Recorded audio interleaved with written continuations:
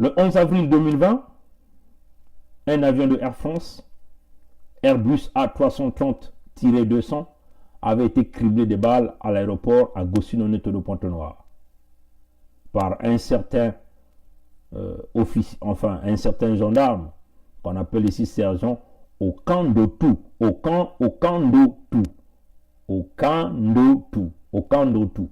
C'est lui qui a criblé de balles. Donc un agent de la DGST, donc un agent du régime Sassou.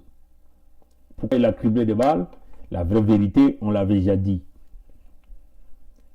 Le régime de Sassou considère ce monsieur comme un fou, donc dossier classé. Personne n'en parle. Les enquêtes, personne n'en parle. Le 13 avril, un autre vol a été affrété. Ça, c'était un Boeing 777-200 qui a découlé d'Agossunoniéto, qui a fait Bangui et puis Roissy-Charles de Gaulle. Là, nous étions au 13 avril. Le pays est fermé. Les frontières sont fermées. On parle des vols dérogatoires, n'est-ce pas? Le 17 avril, il y a eu encore un autre vol à 18h40 de Air France, toujours à Pointe-Noire. Là aussi, c'est toujours un vol dérogatoire. Ça, c'est la question que tout le peuple congolais est en train de se poser. Je vais simplement essayer de faire ça. Je vais essayer d'éteindre l'haut-parleur, juste pour que je vais simplement continuer ce direct rapidement. Voilà, donc je peux faire ça. Donc je vous donne une chronologie des dates, simplement pour que le monde puisse connaître ce que nous sommes en train de parler ici, rapidement. Hein. Nous aimons simplement montrer au peuple congolais qu'il y a quelque chose qui ne va pas dans ce pays-là, hein, ce Congo-là. Je vais simplement essayer de regarder. Bon, voilà. Voilà. Donc, le 17 avril 2020, toujours le mois d'avril, donc quelques jours seulement, un autre vol de Air France qui atterrit à 18h40 à Pointe-Noire. Ça aussi un vol dérogatoire. Combien de Français sont-ils à Pointe-Noire? Oui, chers amis. En plus, le 21 avril, hier, un vol de Air France a été prévu de Brazzaville. Le 21 avril, un vol de Air France a été prévu à Pointe-Noire. Le 21 avril, donc hier. On parle toujours de vol dérogatoire. Posez-vous cette question. Aujourd'hui, nous avons reçu une note de l'ambassade de France. Une note signée par l'ambassade de France. Qui nous parle d'un autre vol de Air France pour la date du 27 avril 2020. 27 avril 2020. Un autre vol de Air France, chers amis. Un autre vol. Donc, le 21 a eu. Donc, on recommence à partir du 13. Hein. 11, on crible de balles. Le 13, un vol de Air France à Pointe-Noire. Le 17, un vol de Air France à Pointe-Noire. Le 21, hier, un autre vol de Air France à Pointe-Noire. Le 27 avril, lundi, je crois, il y aura un autre vol de Air France à Pointe-Noire. Je vais rapidement lire cette note. Je vais le mettre sur mon mur. Nous sommes tous amis. Vous irez lire ça dès que je le mettrai sur mon mur. L'ambassade de France présente ses compliments au ministre des Affaires étrangères et de la coopération et des Congolais de l'étranger.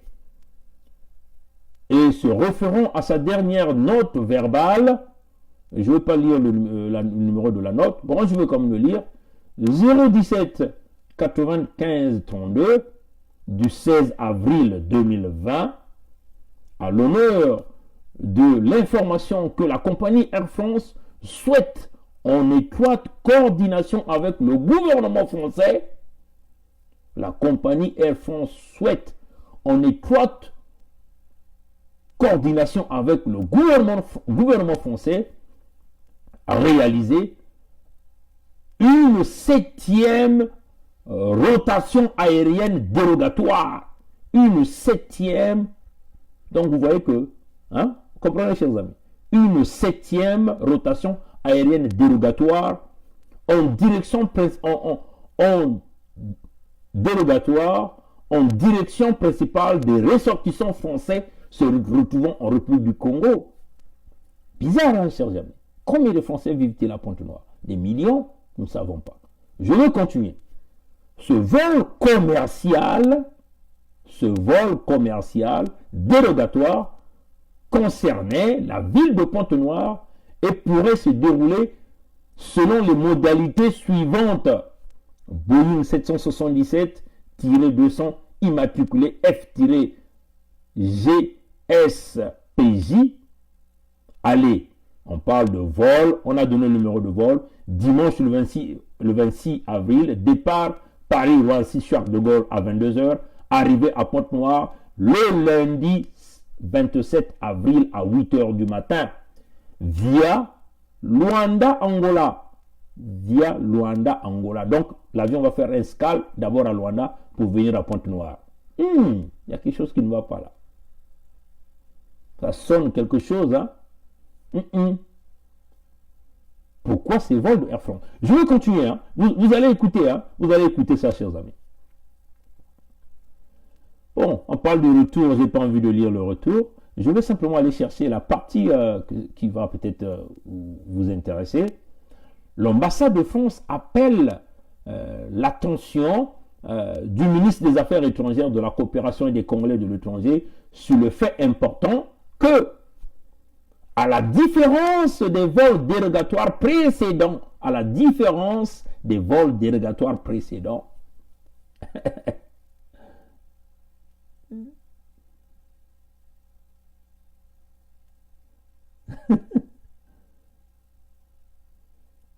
voilà, donc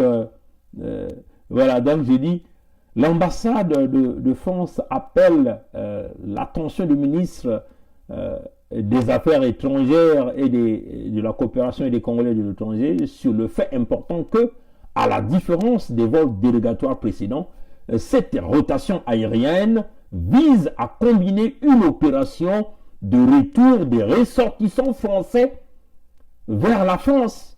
On parle de 50 prévus au départ de Pointe-Noire. Bizarre. Et, je continue, et une opération de relève de personnel essentiel de la compagnie pétrolière Total. Vous avez entendu ça, hein? Ce vol arrive, hein, va emmener le personnel d'échange de la compagnie Total. Hein? Le personnel de relève de la compagnie Total. Donc, la rotation des Blancs qui viennent faire un mois au Congo, un mois, des Français qui viennent faire un mois au Congo, un mois en France.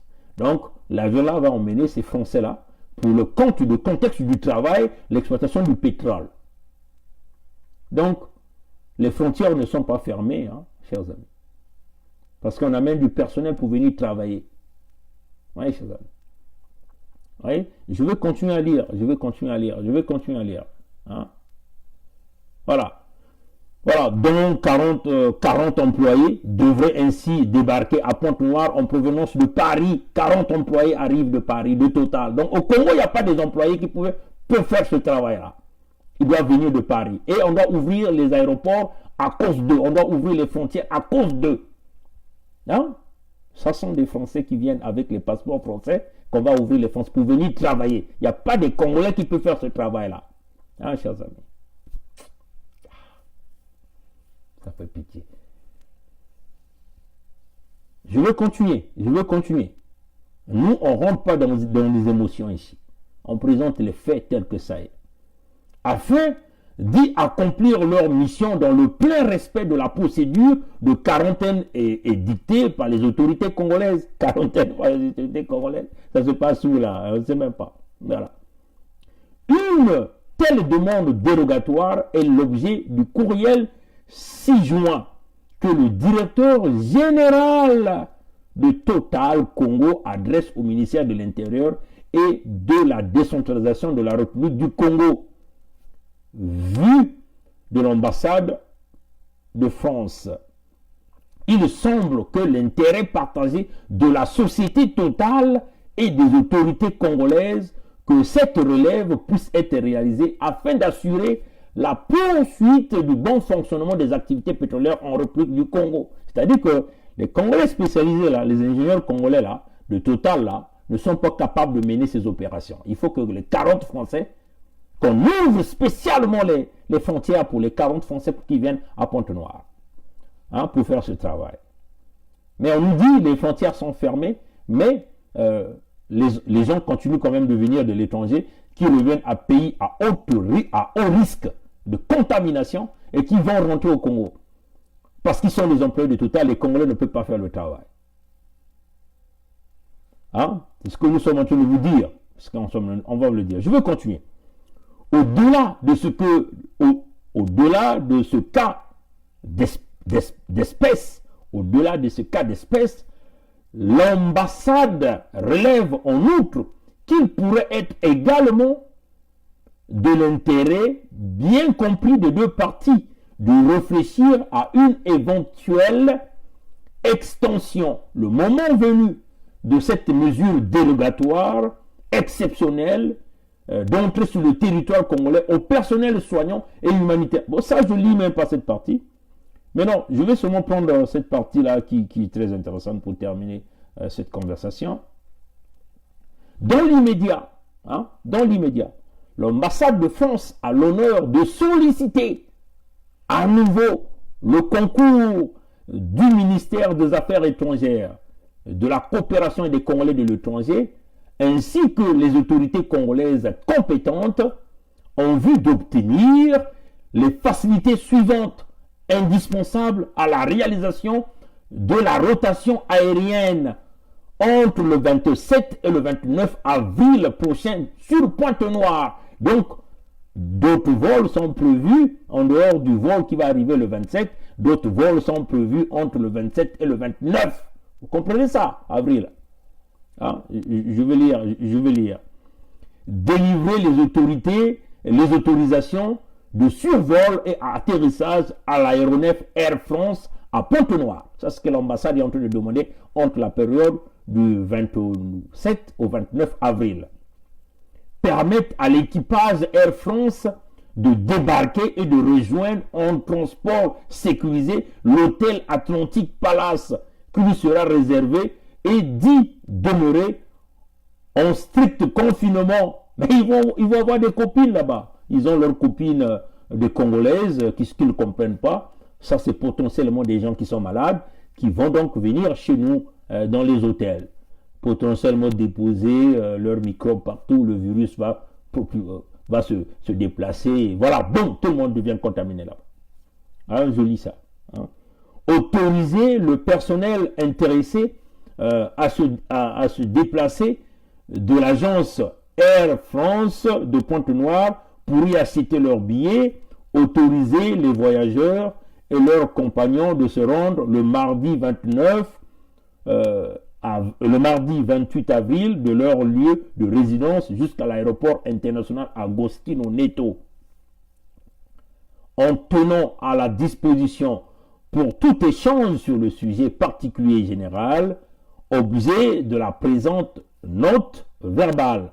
L'ambassade de France en République du Congo serait très reconnaissante au ministère des Affaires étrangères et de la coopération des Congolais de l'étranger de l'attention bienveillante qu'il voudrait bien porter sur cette demande et saisit cette occasion pour lui renouveler les assurances de sa haute considération. Voilà.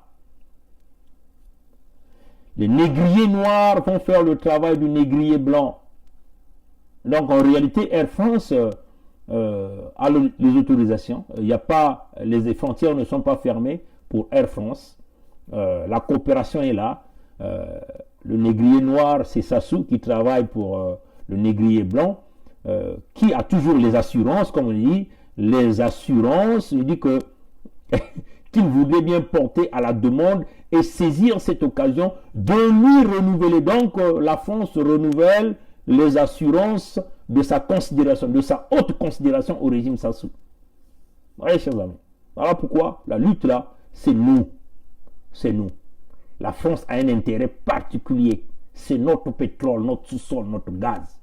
C'est nous. Nous devons nous battre pour mettre terme à ça. Maintenant, contre Ngakoso, Jean-Claude, Ngakoso Claude Jean. C'est comme ça que je l'appelle. Ngakoso Claude Jean. C'est une honte parce que vous êtes manipulé. Vous voyez, aux États-Unis, hein, ils ont fermé les frontières pour tous les pays européens, à l'exception de la Grande-Bretagne.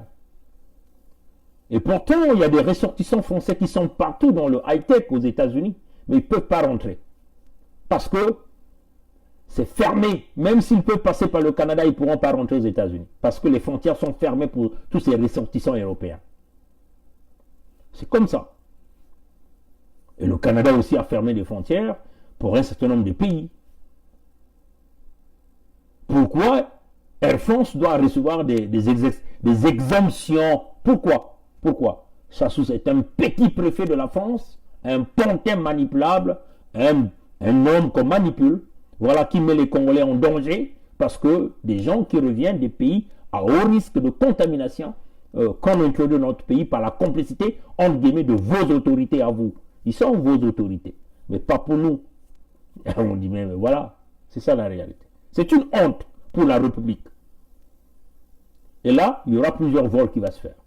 Mais comme nous avons dit, est-ce que la France est encore en train de travailler avec l'Angola pour aller dans le projet Chirac, de maintenir le pays en état, en statu quo, de supporter le régime Sassou, de mettre le pays en état de siège militaire, parce qu'ils savent qu'ils ont fracassé l'économie du Congo.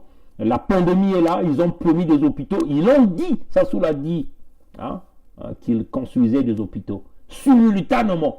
Donc, à l'instant même qu'il parlait, ils construisaient simultanément 15 hôpitaux au Congo. Rien n'a été fait. Ils ont fracassé les économies, ils ont volé, ils ont tripatouillé dans des projets bidons du pétrole, ils ont tripatouillé notre argent, ils se remplissent les poches, ils viennent dans les jets privés droit à Olombo là-bas chez Sassou. Ils viennent même boire même le sang humain chez Sassou. Parce que Sassou leur fait manger son caca, le sang humain, il leur fait manger son caca, même la viande humaine, mais ils ne savent pas parce que Sassou c'est un sadique, ce type. Tous ces Français, ou on peut dire même les Occidentaux, qui viennent à Oyo, soyez convaincus que vous avez mangé de la chair humaine sur ce type, que vous avez bu du sang humain. C'est ça la réalité. Voilà les manigances de la France, qui nous ont menés dans la crise de 1997, et là, ils savent qu'ils ont volé tout le magot du Congo, donc il faut verrouiller parce qu'ils viennent dans le pays de Yuma, du Bantou. Le Bantou Yuma, il a peur de parler parce qu'il a peur de mourir. Mais la mort doit être dans la tête de tout un chacun de nous. On meurt, nous sommes nés, un jour l'on naît et de l'autre jour l'on meurt. C'est comme ça. Donc, la liberté, elle se cherche, elle ne se donne pas. Jamais vous aurez la liberté si vous ne les cherchez pas. Sassou, c'est un grand criminel reconnu par tout le monde. Tous les rapports le disent. Mais il est simplement protégé par les intérêts français. Mais nous ne sommes pas contre les intérêts français. Mais quand les intérêts français vont en opposition avec le peuple, là, il y a un problème. Il faut que les intérêts riment avec le peuple. C'est ce que nous avons toujours l'habitude de dire. Et la France continue de faire fausse route de vouloir maintenir un régime au bout du rouleau qui a fracassé, un régime dont le peuple a vomi à 100%, tout en comptant sur l'aspect militaire. Mais là, ça ne va plus se passer. Nous sommes convaincus que ça ne va pas se passer de cette façon. Nous sommes en train de le demander 1 million de fois aux Français de saisir l'opportunité. Oui, peut-être que vous allez faire une alliance avec des Chinois pour tripatouiller l'Afrique francophone, pour se partager des intérêts. Mais attention, l'Europe est en train de se fracasser. Et chaque nation cherchera le partenariat bilatéral. C'est clair. La Grande-Bretagne est dans le Brexit. Ils ne sont plus dans l'Union européenne. Ils auront besoin du partenariat avec les pays africains, les pays francophones. Et c'est clair. Parce que les politiques sont un peu plus libérales du point de vue anglo-saxon. On vise le business, le partage égal, ainsi de suite, l'évolution, transfert de technologie, ainsi de suite. Vous êtes toujours dans des mécanismes fermés. Mais ce rôle-là, vous ne voyez pas que vous êtes en train de le perdre. Le rôle de gendarme d'Afrique qu'on vous avait donné après la Deuxième Guerre mondiale, les anglo-saxons se sont rendus compte que vous avez fracassé l'Afrique, vous êtes enrichi, vous ne dépendez qu'à 100% de l'Afrique. Mais qu'est-ce qu'ils vont faire? Ils vont récupérer. Regardez, le FMI n'est plus géré par les Français, ne sont plus là. Les anglo-saxons ont pris le FMI. La Banque mondiale, les anglo-saxons ont pris la Banque mondiale. Donc les manœuvres avec les dictateurs ne peuvent plus passer. C'est devenu compliqué. Et donc, votre seule façon est devenue de créer le partenariat avec la Chine, le partenariat avec la Russie, pour essayer de fracasser l'Afrique. Donc, nous pillons au maximum. Mais ça, les jeunes Africains ne vont plus accepter. Le conseil que nous sommes en train de donner, que nous avons pensé que le président Emmanuel Macron était un homme de discours, un homme qui pouvait comprendre la tête de la jeunesse africaine, mais malheureusement, il n'a pas saisi l'opportunité. Le président Macron n'a pas saisi l'opportunité. Jusque-là, il ne saisit pas l'opportunité, parce qu'il est brouillé par certainement des valises de la France-Afrique qui continuent d'aller de va-et-vient entre les pays africains, donc des mallettes vides qui partent de l'Europe et qui vont en Afrique et qui repartent bourrés du cash. Si le président Macron, jeune qu'il est, parce que du point de vue âge, je crois que je suis son grand frère, malheureusement c'est ça, on peut pas nier ça, pouvait saisir ça, pouvait avoir l'œil de lynx, regarder que la jeunesse africaine est devenue xénophobe contre les politiques françaises. Il devait saisir l'opportunité. Il devait aller chercher cette jeunesse-là, conquérir cette jeunesse-là, travailler avec cette jeunesse-là, pour prolonger les intérêts de la France. Mais il n'a pas vu ça. Il continue à jouer au caïd. Il devient même celui qui protège les dictateurs, les kleptomanes. Oui, moi je suis très fâché remonté contre le président Obama. Il était peut-être le meilleur président que vous avez dit, élégant, mais moi j'ai toujours dit que le président Obama n'a rien fait pour nous les Africains. En dehors de son truc de Yali, 8 ans au pouvoir aux États-Unis, détenteur de signatures, mais il n'a pas pensé à la jeunesse africaine. Mais par contre, il est venu nous narguer au siège de l'Union africaine en Éthiopie, en nous disant que nous, on ne fait que dire que les dictateurs, nous n'allons pas au bout de nos décisions. Mais ils connaissent comment nous sommes fusillés quand nous allons sur le bout de nos décisions. Mais il n'a pas été capable de sanctionner ces gens-là qui le font. Par contre, il a ouvert la voie aux dictateurs africains à la Maison-Blanche, venir en dîner, voilà. Donc, moi j'ai toujours dit, en tant que jeunes Africains, pour moi, le président qui a été, que moi j'ai beaucoup aimé, mais qui n'a rien fait pour moi, c'était le président Obama. Mais il y a eu un président, le président Bush, Bush fils, que moi intérieurement, je n'avais pas eu assez d'amour pour lui, mais c'est lui qui a beaucoup fait pour l'Afrique, avec beaucoup d'investissements. Notre unique chance, c'est de voir que le président Trump, avant la fin de son mandat, qui va bientôt arriver, de nous enlever ces dictateurs africains. Est-ce qu'on va arriver? Nous ne savons pas. Voilà pourquoi nous devons forcer. La libération, c'est nous-mêmes, chers amis. Nous-mêmes. Parce que celui qui quitte, c'est un prédateur. Qui quitte de loin, c'est un prédateur. Il vient pour ses intérêts. Quand tu lui trouves un pantin qui peut manipuler, tourner dans la pâte comme Sassou, qui est prêt à sacrifier tout un peuple, à sacrifier toute une nation, mais ils vont que le soutenir parce que ce type leur donne tout. C'est clair, chers amis. Voilà l'exemple encore. Le pays est fermé, les frontières sont fermées. Décision gouvernementale. Tous les vols ne viennent plus au Congo. Mais Air France continue de faire des navigations. C'est pourquoi. Et puis Air France revient dans un pays à haut risque de contamination. Mais continue à avoir des exonérations. Donc le Congo est dirigé depuis Paris, depuis le palais de l'Élysée, depuis le quai d'Orsay. Donc Sassou n'est qu'un petit préfet manipulable. Et nous devons aller chercher notre liberté. Voilà pourquoi nous disons à nos militaires congolais, accompagnez-nous, chers compatriotes. C'est notre nation à tous. Tous nous sommes victimes. Vos enfants, peut-être qu'ils sont en train d'étudier à l'extérieur avec l'argent du Congo. Mais quand ils rentreront au Congo, oui, le régime ne va pas continuer, le peuple ne va pas continuer, ça sera le pire. Donc même vos enfants que vous avez fait étudier avec l'argent du Congo iront nulle part, chers amis. Nulle part.